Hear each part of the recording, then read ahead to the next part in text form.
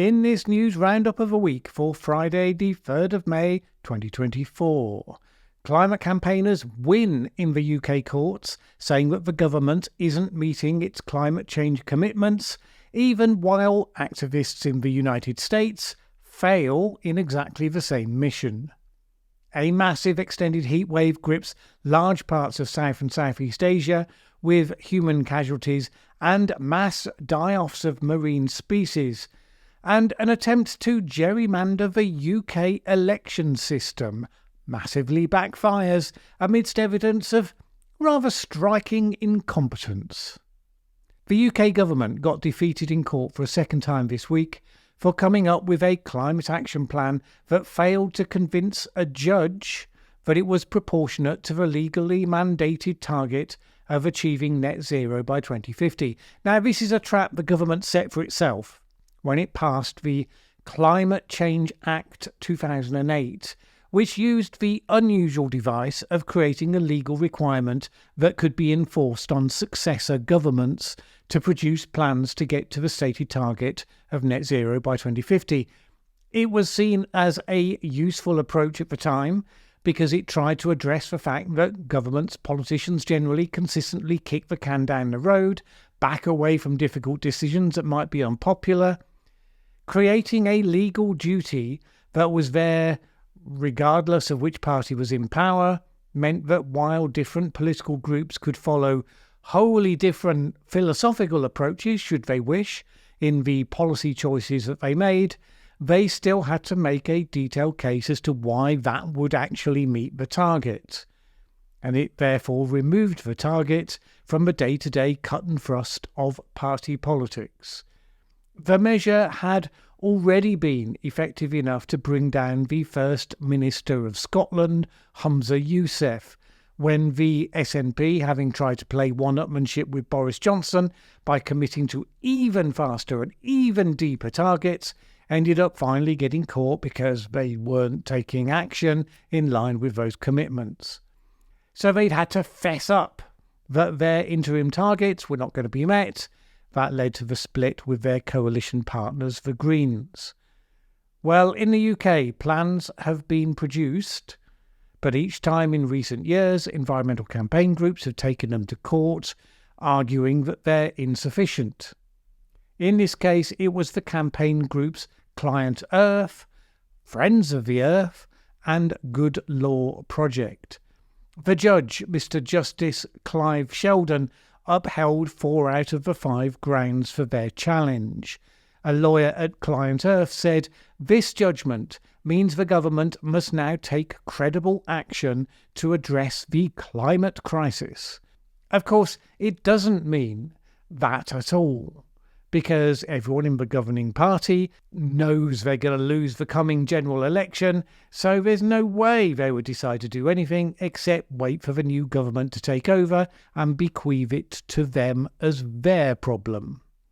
And during that next term, I expect we'll find out whether that legal device can survive a growing political backlash, because sooner or later people start to ask, why is it that the sovereign parliament of the nation can't make decisions for itself? And that will happen most pointedly when some of those difficult decisions start to have consequences that are felt by significant numbers of the electorate. What I believe to be a pragmatic take on it, as I've expressed here numerous times, has always been that it would take longer than 2050 if you were going to do it well, minimising negative consequences of what is a large number of big changes all being attempted at once. There's some great sober arguments for such pragmatism, but right now, so what? You can't argue with a deadline enforced by law.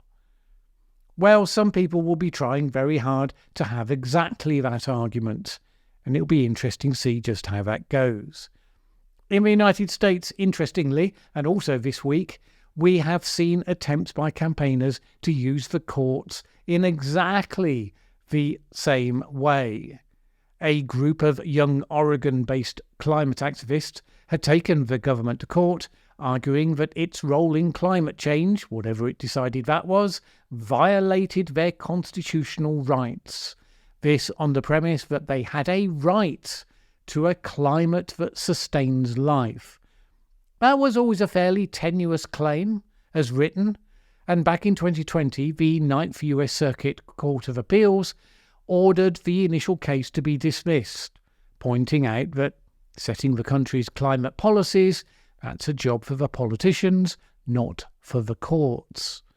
The US government had not, after all, set a mechanism in place where there was a legal obligation that bound its successors. Not even sure that could be done in the US system. Following that defeat, the activists amended the suit in a way that they hoped would be more watertight and would answer the judge's ruling. But no governments welcomed it. It was opposed by the Obama, the Trump and the Biden administrations, and this week it finally got decisively thrown out. A 3-judge appeals panel ordered the US District Judge to dismiss the case once and for all, which she did. At least in the UK, the courts are only upholding the measure that the government had laid down for itself, the idea that anyone can claim that they have a constitutional right to something, and therefore the government can be required to comply.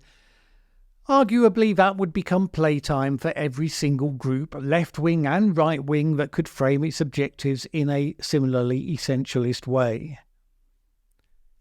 On this next item, there are some things we should all know about what's happening at the moment in Southeast Asia. Now, I've said before, I don't generally do weather reports on this channel, but it's hard to ignore the massive drought and heatwave that's pushing a number of record temperatures and the consequences that follow it there. So, for example, it's still spring in India, but the temperatures are generally what you would expect in the summer. And the expectation is this year the summer will be even worse. So far, there have been 36 deaths recorded from the heat, schools have been closed for weeks ahead of schedule, and huge areas of new crops have been destroyed in extended periods with temperatures around 43 degrees Celsius, which is 110 degrees Fahrenheit. That's not the highest. In Myanmar, there have been record high temperatures, many of them around 46 degrees Celsius, 115 degrees Fahrenheit, going as high as 48.2 Celsius in one town, that of Chauk.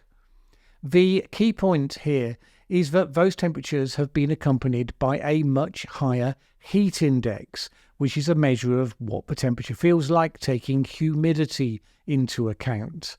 Those high temperatures with higher humidity mean that the human body struggles to lose the heat because its natural cooling mechanisms don't work so well. In the Philippines, thousands of schools were closed as the 111-degree heat hit them unprecedentedly early. In Thailand, the authorities warned that the heat index had hit what it described as an extremely dangerous 125.6 degrees. The soaring temperatures in southern Vietnam led to a mass die-off of fish there, captured in this breathtakingly stark image posted on a number of news websites this week. The hundreds of thousands of dead fish blanketed the 300-hectare Song May Reservoir, something like 200 tons worth.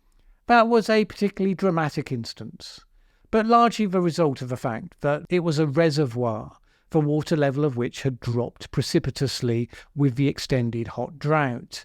So it was the lack of water, not the heat per se, that caused the die-off. But studies are detailing how we have been seeing in recent years a number of die-offs of marine species. One example, the thousands of fish washed up dead on the Texas Gulf Coast last year.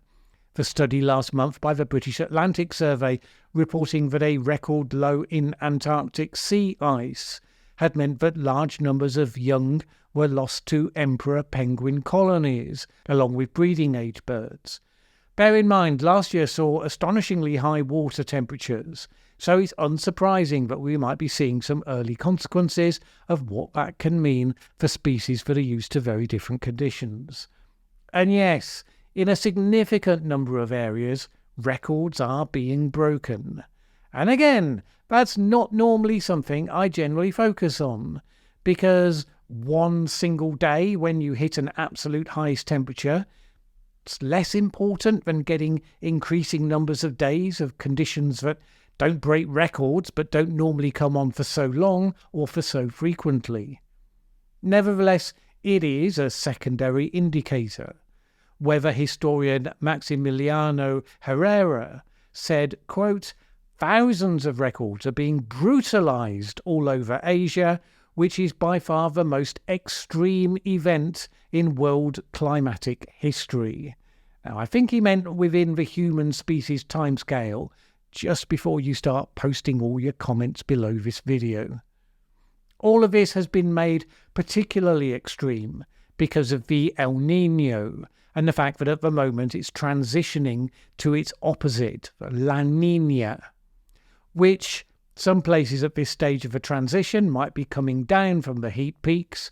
This is the point of the cycle where maximum warming happens towards the Indian Ocean specifically, according to Professor Raghu Murtagud from the Indian Institute of Technology, Mumbai. He likened it to basically adding steroids to the weather. That said, there had been many such periods in the past, and Professor Murtagud added that global warming had added just that extra nudge upwards to push the totals into new territory. Last year, scientists from the World Weather Attribution Organization suggested that climate change is making heat waves in Asia specifically 100 times more likely to occur. And indeed, this was underlined by Professor Krishna Achyure from the Indian Institute of Technology, who observed that the same pattern of heat waves had been seen the previous year, killing more than 100 people, destroying crops, affecting millions. And he said this, just like this year. Last year, the heat wave extended from parts of India to Bangladesh and Myanmar and all the way to Thailand. This year, it went further east into the Philippines, but it's the same pattern. That time, of course, there was not an El Niño in place. That was the point he was specifically making. The challenge with all of this is that while in developed countries, temperatures that go above the natural rate of easy survivability for the human body may be a more limited problem due to the widespread availability of air conditioning, but within the poorer communities of many of these countries, such facilities are just not there. For people who occasionally comment below these videos that a few degrees of extra warmth will be lovely for everybody, I'm willing to bet those people do not live in South or Southeast Asia, or indeed large parts of Africa. Maybe it's the case there should be a little more non-hysterical, but clear nonetheless, weather reporting here. Just because it's always useful to know that what you think would be just fine can look very different to people who periodically find themselves really close to the edge already. But if you really want to know what counts as an actual catastrophe, ask British Tories about the week they've been having. Because the UK has been having local elections this week, the Conservatives have, once again, been given a huge kicking by the electorate. An electorate that's clearly just counting down impatiently to the general election. All of that is in line with expectations, based on the very consistent polling data of the last few months. The bad results are, as you would always expect, leading to various Tory activists to float deposing Rishi Sunak before the election, in the bizarre belief that there is any person they could install at this point that would significantly change the game for them. That is the thing with political ideologues. They come to believe that if only someone was in charge who thinks exactly like them, this would suddenly be hugely popular with the electorate at large, because they can never conceive that their ideas aren't winning ones. However, probably unlikely to happen, not least because the candidates that would be credible contenders are generally in that category because they're not stupid enough to be the face of a disastrous coup which would then become completely associated with the wipeout at the coming election. One thing did catch my eye though, and that was in relation to the recently introduced voter ID laws. A little while ago, you may recall, the then Prime Minister Boris Johnson changed the voting laws to require voters show a picture ID before they would be allowed to vote. Obviously, this has been something of a big thing in the United States. Wasn't immediately obviously required in the UK, where the previous status quo didn't seem to have demonstrated many problems, and the opposition claimed that this was a Tory attempt to gerrymander the electorate, to erect a barrier to prevent people from voting that would be more likely to hinder those who would vote for the other side.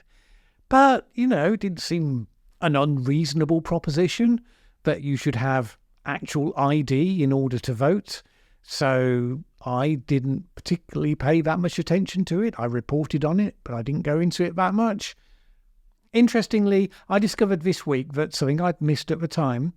One of Boris Johnson's closest ideological colleagues in government, Jacob Rees-Mogg, admitted last year that the result had indeed been an attempt to gerrymander the elections. But he ruefully added the move had actually backfired because it was older voters who were more likely to vote Conservative, and it was older voters who were more likely to be less aware of the changes and so turn up without ID. And he said this: "So we made it hard for our own voters, and we upset a system that worked perfectly well. This is one of the few benefits of incompetent governments. Even when they try to act in a somewhat nefarious way, they're probably going to mess it up." But why, you might ask, was the Boris Johnson government so incompetent? What is your evidence? Well, there's lots of it, but let's point to just one thing for now. Because in this week's voting, one of the people who tried to vote without taking voter ID and therefore being turned away at the polling station was, yes, Boris Johnson. Now, Johnson might be getting on a bit, although not on the scale of what counts for American presidential elections, obviously, but it's hard to suggest that he could be excused for not knowing about the change, given that, it was his government that made the change. Tells you everything you need to know, really.